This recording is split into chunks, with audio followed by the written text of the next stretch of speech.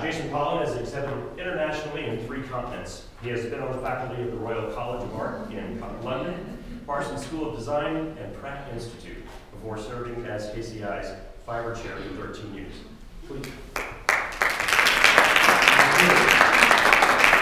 Can you hear me okay? Is this good? Okay, the world was, I guess, created in 7 days, so I can present a little life in 6 minutes, right? I don't know, I don't have an inner clock that says 6 minutes, but I hear something ticking, so I better get on with it. So this is about a relationship between, in a sense, making money and being an artist. And I was a very poor artist in New York City, went to graduate school, moved to Paris, where I'm half French, so I moved to Paris, and couldn't survive painting portraits on the street, and became a textile designer because I could draw and paint, and that then paid the bills for me to be able to continue my passion to make art, which I saw as quite separate from design at that time. Oh, well, that's strange. Next one, no video, what? Looks like we're maybe loading. Well, it's loading. Okay, well, in case it doesn't come up here, this is why I wanted to do it with my own technology. I have a show up at this moment at 2020 Baltimore MLB Designs Gallery, and it's been extended until a week from tomorrow, so first Friday in February.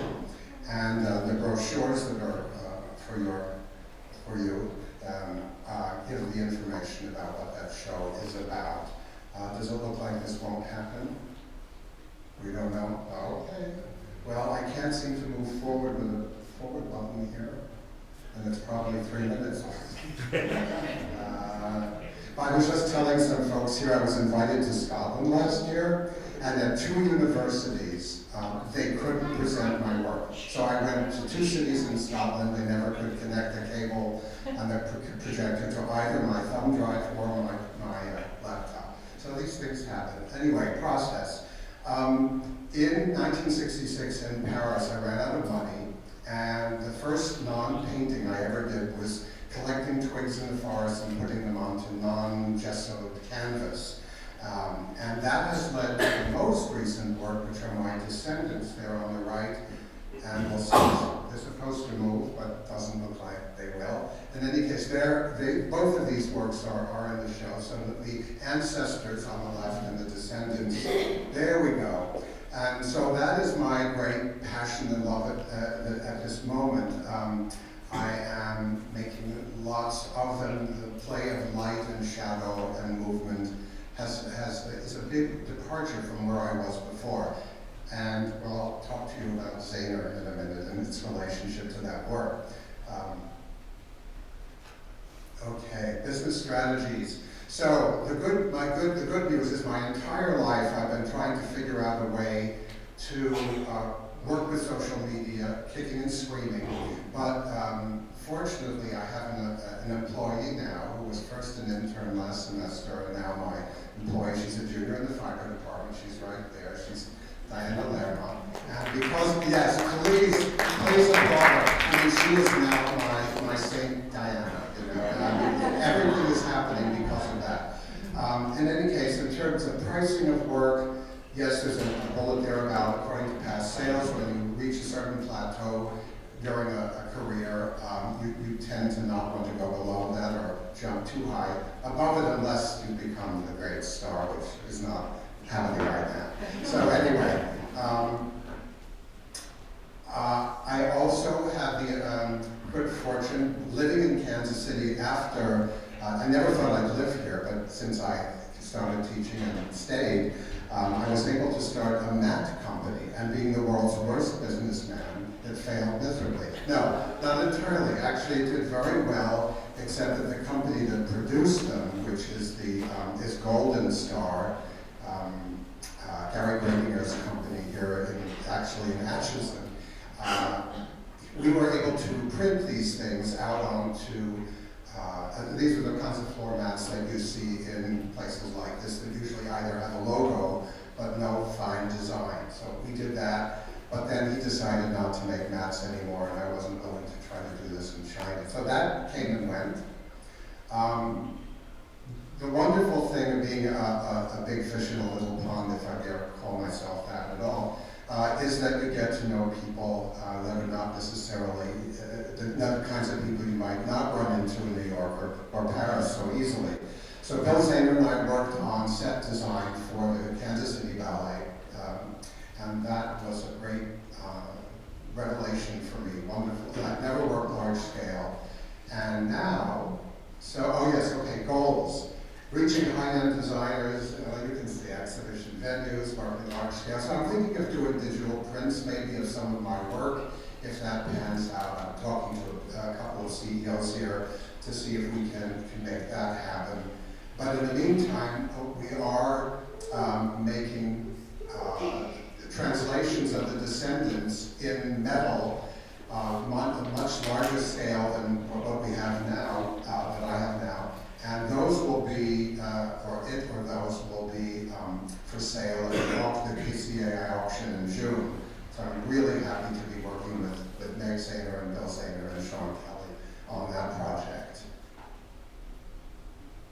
And, okay, so needs. So this is more about the community, which this should have been about all along. Anyway, and what else can we do in Kansas City to stimulate greater communication between the business and the arts community? And I think some of these we do already and can always do more. I think the possibility of more internships, mentorships, the more the better. Paid internships should really be on the table.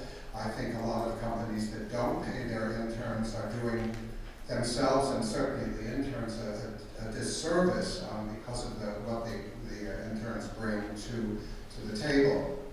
I think we could have a lot better art criticism in Kansas City, and so if you know anybody who is wanting to do that. I have how many minutes left? One. Oh, I have a whole minute. Wow.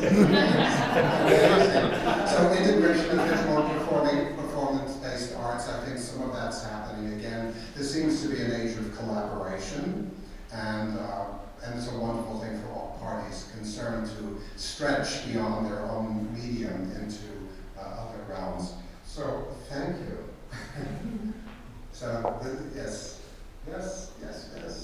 Also, studio sale. So, a week after my show closes next Friday, I will be having a sale at home in my studio. And of course, you're all welcome. I'm on Facebook now, on Instagram, and I know these things. It's all her fault, or because of her. Thank you.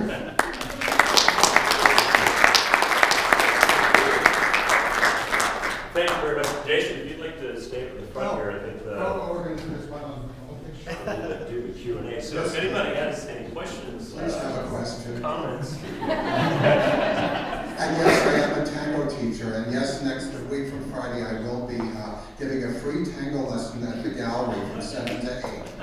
Argentine tango. Very creative. Very creative. Okay, questions? So, answers? Paul, do you have a question? We only have one microphone, so I'm going to... Oh, okay. I can project. And I can't. It's a pleasure to finally meet you. I was familiar with your relationship with Golden Star. He's like Gary Planinger. Yeah. And I know that in many ways that was very successful while it lasted. I was always surprised that there weren't more businesses in Kansas City that understood how bringing an artist on board to help inject that kind of creativity and imagination into product design. Well, I was surprised that there weren't very many people who adopted that.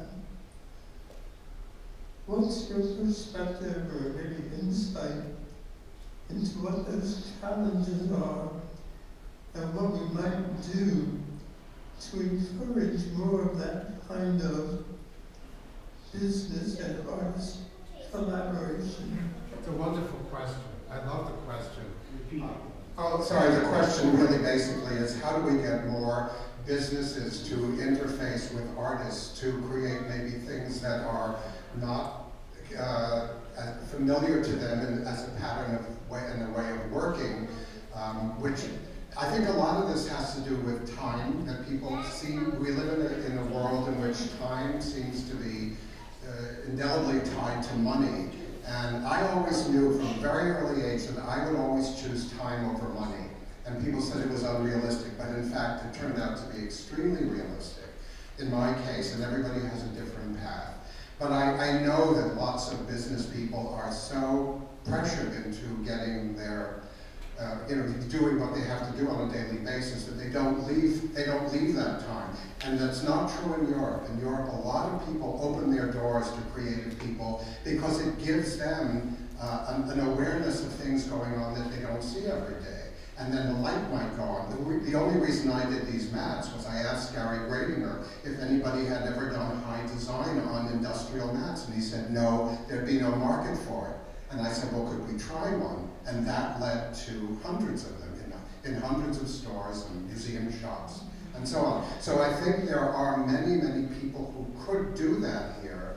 And I think if we could all be emissaries out in the world to kind of not say, hey, why don't you work with her? You can't imagine what you'd be able to achieve, in a connection with this person. At least build that into part of your model, your business model. Again, I'm not a businessman, but somehow it happened anyway. So thanks for the question. It seems that might actually relate, interestingly, to your work with Zahner, because it seems like Zahner is kind of stepping into that position in Kansas City. Could you comment on that? Well, I think that Bill Zahner is, one of the great people in Kansas City in so many, very many ways. And he, I think, is very stimulated by working with creative people. He will take a chance. It's about a risk and a chance. And some people are risk averse and they won't do it, and other people like Bill sort of embrace it fully. And it also even ends, it becomes not just a practical or a creative endeavor, it often becomes a friendship, a lasting friendship. I feel with the Zahner family I'm now really deeply connected. It isn't for out of self-interest or it just feels right. It feels very humanistic in the best way. Sorry? Stand up. Oh, that's Christian. He is standing up. Any other questions? Yes. Just really just a comment.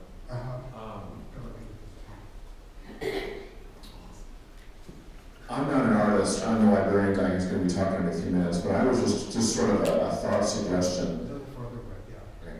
Is that my awareness is that the theater, the performing arts community in Kansas City is flourishing right now also. And I was just thinking about whether, and I guess I'm referring to you and anyone else in the room, whether there have any attempts, any relationships to be forged between. What I'm thinking is that I'm not sure that I'm thinking about the different theater performance spaces in town. And that a lot of them, I don't think have lobbies, etc., that could be used as exhibit space. I was just thinking about whether that might be something worth exploring. Like I said, I'm referring to you and anyone else who wants to think about this. Is just to, in part of that, will just create a little bit more creative synergy of just a thought. Right, good. She has a question. Do you see that phenomenon of not hiring artists as a direct correlation to losing a lot of young artists in Kansas City? Losing a lot of artists? I feel like we lose young artists at a higher rate than a lot of big cities because we don't have some of the more sufficient ways for them to grow in business. It's that time and money thing. Yeah, in a sense, in a way, I almost don't agree with you entirely. I think that I think a lot of people, especially my connection with the Art Institute, that a lot of people who come here, of course, would love to move to San Francisco or New York or Paris or London. and so on. But to be able to do that takes enormous resources, and also if you often are in a very tiny space. Whereas in Kansas City, when students do stay here, they have many more resources, and also there's a very supportive community here. I think that I see a lot of my own students over the many, many decades that I taught here are doing very, very well here.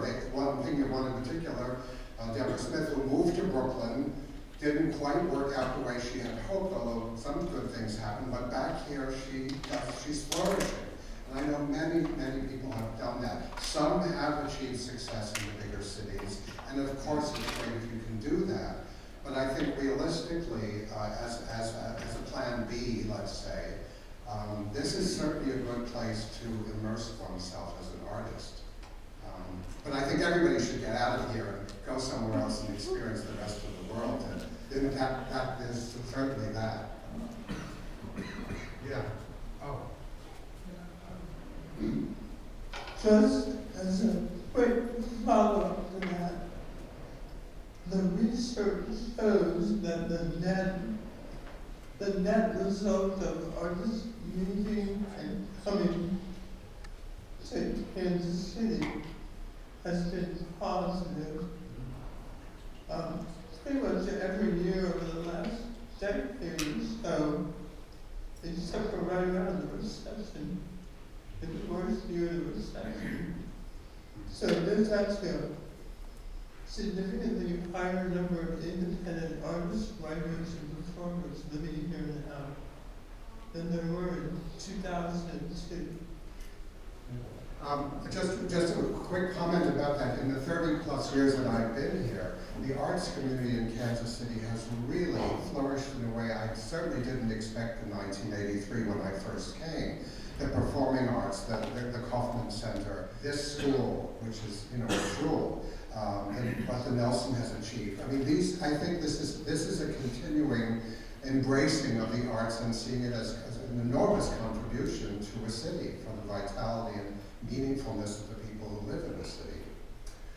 Anybody else before we let our other illustrious guest speak? I actually had a question. Yeah.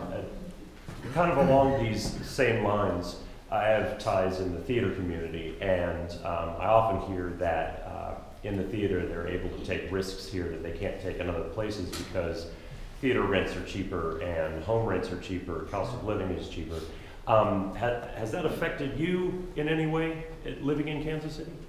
I'm not sure.